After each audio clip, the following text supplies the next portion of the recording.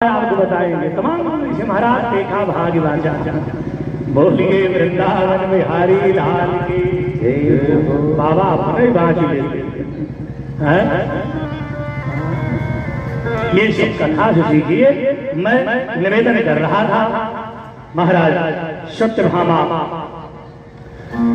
को भगवान हमारे यमुना कालिंदी का दिव्य प्रसंग था। अर्जुन लेकर के गए, भगवान अपने साथ ले लिए और इनको अर्जुन से द्वारिकापुरी भिजवा दिए। भगवान मध्य प्रदेश उज्जैन गए। दो भाई थे राजा, मित्र अरविंद नाम था, इनकी बहन का नाम मित्रविंदा था।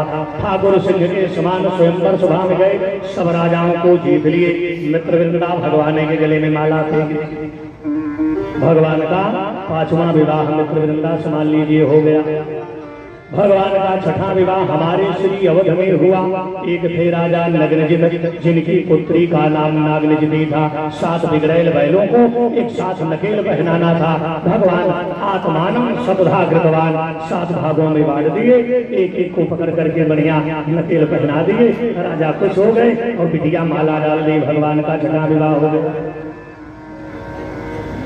महाराज भगवान दक्षिण भारत में गए। राजा थे सत्याभद्रा, उनकी पुत्री का नाम था। भगवान ने उनको वहां से भी जीत लिया। कुछ ग्रंथों में पूर्व दिशा भी बताते हैं, वहां से भगवान जीत करके ले आए। फिर हमारे भगवान की बुआ है, अपनी बुआ के घर अर्जुन को लेकर के गए और रात भर रहे। बुआ ने खूब स्वागत किया। बुआ से बोले और बुआ सब बढ़िया है।